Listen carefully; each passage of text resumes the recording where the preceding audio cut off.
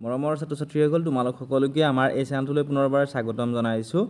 আজি মই তোমালোকৰ বাবে লৈ আহিছোঁ অসম জাতীয় বিদ্যালয়ৰ ৪ৰ্থ শ্ৰেণীৰ মৌখিক আৰু বুদ্ধি পৰীক্ষা কিতাপখনৰ অনুশীলনী ২ৰ সমাধানখিনি।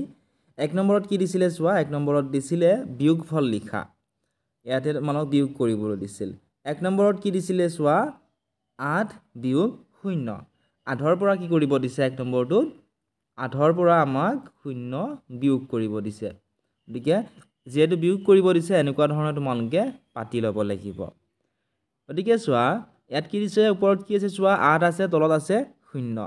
মনত ৰাখিবা যে যিকোনো সংখ্যাক যদিহে আমি ০ৰে বিয়োগ কৰিব লাগে সেই সংখ্যাটোৱে আমি পাওঁ। গতিকে ৮ৰ পৰা যদি ০ বিয়োগ কৰোঁ কিমান পাম আমি? ৮ই পাম।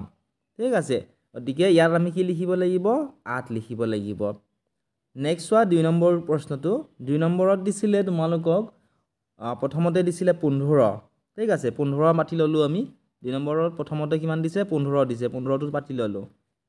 তাৰপিছত দিছিলে ৬, অৰ্থাৎ ১৫ৰ পৰা প্ৰথমতে তোমালোক ৬ বিয়োগ কৰি ল'ব দিছে। গতিকে প্ৰথমতে আমি ১৫ৰ পৰা ৬টো বিয়োগ কৰি লওঁ। এতিয়া চোৱা ৫ৰ পৰা ৬ বিয়োগ যাব জানো? নাযায়, কাৰণ ৫টো সৰু ৬টো ডাঙৰ। ডাঙৰৰ পৰা আমি ৫টো সৰু ৬টো ডাঙৰ, সৰুৰ পৰা আমি ডাঙৰ বিয়োগ কৰিব নোৱাৰোঁ। গতিকে ১৫ হ'ল। ১৫ৰ পৰা ৬ গ'লে কিমান থাকিব?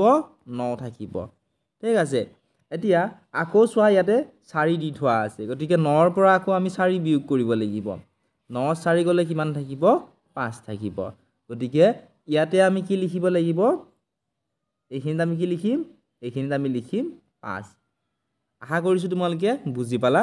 যদি ভিডিঅ'টো চাই বুজি পাইছা, ভিডিঅ' লাইক কৰি দিয়াৰ লগতে তোমাৰ বন্ধু বান্ধৱীসকলৰ লগতো শ্বেয়াৰ কৰি দিবলৈ নাপাহৰিবা। তোমালোকে চোৱা ৩ নম্বৰটো। ৩ নম্বৰত কি দিছে চোৱা, ৬০০ বিয়োগ ২০০। কি কৰিব দিছে? ৬০০ৰ পৰা আমাক কিমান বিয়োগ কৰিব দিছে? আমাক বিয়োগ কৰিব দিছে ২০০। গতিকে এনেকুৱা ধৰণে আমি পাতি ল'লোঁ। এতিয়া আমি কি কৰিম? বিয়োগ কৰিম ৩ নম্বৰটো। ঠিক আছে, এতিয়া চোৱা ০ৰ পৰা ০ বিয়োগ কৰিলে কিমান থাকিব? ০ৰ পৰা যদি আমি ০ বিয়োগ কৰোঁ কিমান থাকিব? ০ই থাকিব। এইটো ০ৰ পৰা যদি এইটো ০ বিয়োগ কৰোঁ আমি কিমান পাম? ০ই পাম। ৬ৰ পৰা ২ গ'লে কিমান থাকিব? নিশ্চয় তোমালোকৰ বিয়োগ নেওতাখন মনত আছেই। ৬ত ২ গ'লে থাকিল ৪। গতিকে ৬ত ২ গ'লে ৪ থাকিব। কিমান পালোঁ আমি? ৪০০ পালোঁ। গতিকে ইয়াতে আমি কিমান লিখিম?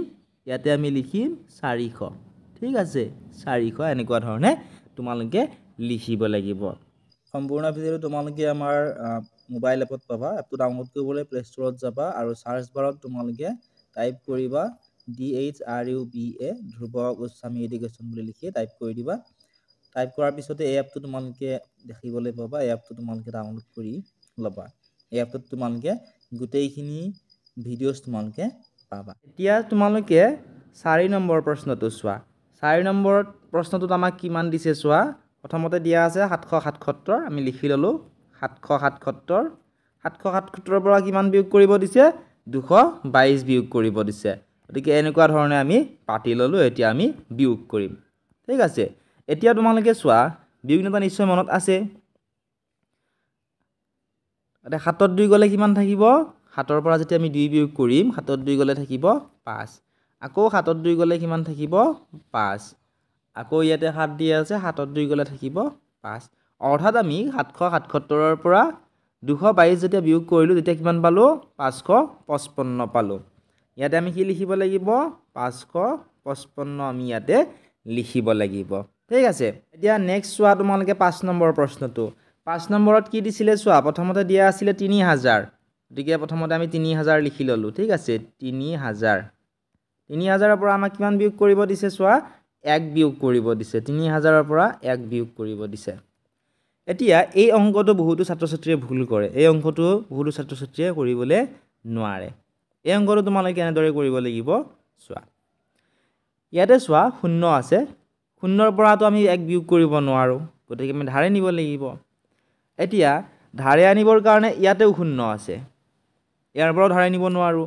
ইয়াতেও ০ আছে। ইয়াৰ পৰাও ধাৰে নিব নোৱাৰোঁ। গতিকে আমি কি কৰিব লাগিব? এই ৩টোৰ পৰা ১ এটা আমি ধাৰে আনিব লাগিব। ৩টোৰ পৰা ১ এটা ধাৰে অনাৰ লগে লগে ইয়াত কিমান হৈ যাব? ১০ হৈ যাব। ঠিক আছে, ১০ৰ পৰা যেতিয়া আমি ১ বিয়োগ কৰিম কিমান থাকিব?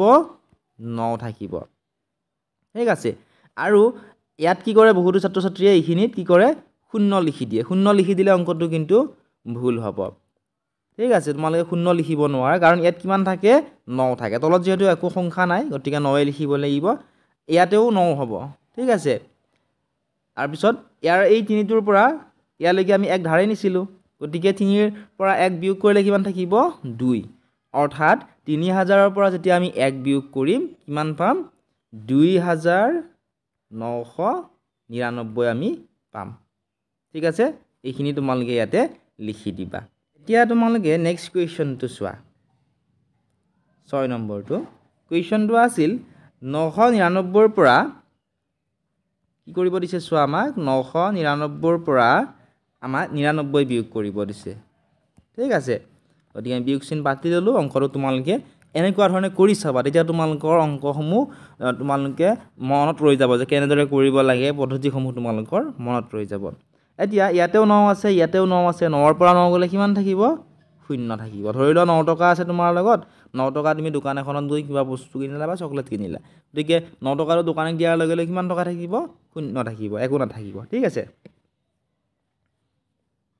ঠিক একে ধৰণে ইয়াতেও 9 ৰ পৰা 9 গলে কিমান থাকিব 0 আৰু ইয়াতে 9 ৰ তলত যেহেতু একো নাই ইয়াতে 9 হ'ব অৰ্থাৎ 999 ৰ পৰা আমি 99 বিয়োগ কৰোঁতে কিমান পালো 900 পালো ইয়াতে তোমালোকে এনেকুৱা ধৰণে লিখিব লাগিব সম্পূৰ্ণ ভিডিওটো তোমালোকে আমাৰ মোবাইল এপত পাবা যিসকল ছাত্ৰ ছাত্ৰী এতিয়াও আমাৰ মোবাইল এপটো ডাউনলোড কৰা নাই ডাউনলোড কৰি লবা নেক্সট কুৱেশ্যনটো এবাৰ চোৱা তোমালোকে কুৱেশ্যন নম্বৰ 7 কুৱেশ্যনটো কি দিছে চোৱা 7 নম্বৰ প্ৰশ্নটো কি দিছে চোৱা 1020 ৰ পৰা আমাক 20 বিয়োগ কৰিব দিছে বিয়োগ পাতিলো আমি 20 লিখিলো ঠিক আছে 0 ৰ পৰা 0 গলে কিমান থাকিব 0 থাকিব 2 ৰ পৰা 2 গলে কিমান থাকিব 0 থাকিব 0 ৰ তলত একো নাই গতিকে ইয়াতে 0ই হ'ব ইয়াতে 1 আছে গতিকে 1 হ'ব কিমান পালো 1020 ৰ পৰা আমি 20 বিয়োগ কৰোতে পালো 1000 পালো এইটোৱে হৈছে ইয়াৰে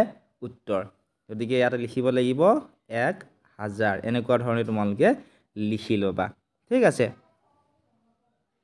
এতিয়া নেক্সট কুৱেশ্যনটো তোমালোকে চোৱা কুৱেশ্যন নম্বৰ 8 নম্বৰ কুৱেশ্যনটো কুৱেশ্যনটোত কি দিছে চোৱা আমাক প্ৰথমতে দিছে 1000 গতিকে 1000 আমি পাতি ললো ধুনীয়াকে 1000 পাতিলো 1000 ৰ পৰা আমাক কিমান বিয়োগ কৰিব দিছে 999 আমাক বিয়োগ কৰিবলৈ দিছে এতিয়া তোমালোকে চোৱাচোন ইয়াতে আছে 0 ইয়াতে আছে 9 0 ৰ পৰা 9 বিয়োগ যাব জানো নাযায় নোযোৱাৰ কাৰণে কি কৰিম এই একটো এই যেটো 1 আছে ইয়ালে ধাৰে আনিম ধাৰে অনাৰ লগে লগে কিমান হল 10 হল 10 ৰ পৰা 9 গলে কিমান থাকিব 10 ৰ পৰা 9 গলে থাকিব 1 ইয়াতে 9 থাকি গল আৰু তলতো 9 আছে 9 ৰ 9 গলে থাকিব 0 ইয়াতেও 9 থাকিল 9 ৰ পৰা 9 গলে থাকিল 0 এই একটো আমি ধাৰে নিছিলো গতিকে ইয়াতেও 0 থাকিব গতিকে আমি কিন্তু এই যিকেইটা 0 আছে কেইটা আমি নাপাতো কিহৰ কাৰণে কাৰণ 0 এটা সংখ্যাৰ বাওফালে 0ৰ কোনো ভ্যালু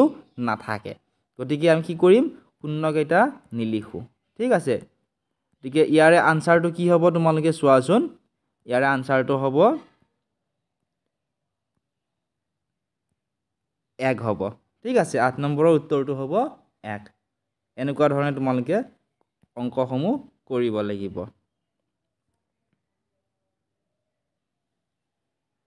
আশা কৰিছো তোমালোকে বুজি পাইছা এতিয়া 9 নম্বৰ প্ৰশ্নটো তোমালোকে চোৱা 9 নম্বৰত কি দিছিলে চোৱা ইয়াতে মই পাতি দিছো তোমালোকক 9 নম্বৰত আমাক ব্ৰেকেটৰ ভিতৰত দিয়া আছিল 25 যোগ 30 দিয়া আছিল তাৰ পিছত মাজত আছিল বিয়োগ চিন আৰু ইয়াতে আমাক দিছিলে 15 যোগ 10 ঠিক আছে এনেকুৱা ধৰণে দিয়া আছিল এতিয়া আমি কি কৰিম ব্ৰেকেটত থকাখিনি প্ৰথমৰ ব্ৰেকেটত যিখিনি আছে 25 ৰ লগত 30 যদি আমি যোগ কৰো কিমান পাম তোমালোকে ইয়াতে যোগ কৰি মই দেখাই দিছো চোৱা 25 ৰ লগত যদিহে আমি 30 যোগ কৰো ঠিক আছে প্ৰথমতে এনেকৈ যোগ কৰি লবা 5 ৰ লগত 0 যোগ কৰিলে 5 হ'ব 3 2 হৈ গল 5 অৰ্থাৎ ইয়াতে আমি কিমান লিখিব লাগিব 55 মাজত কি চিন আছে চোৱা মাজত এই চিনটো কি চিন বিয়োগ চিন আছে মাজত ঠিক আছে এই চিনটোৰ কথা কোৱা হৈছে এটো চিন আমি ইয়াতে লিখিলো ঠিক আছে বিয়োগ চিন আমি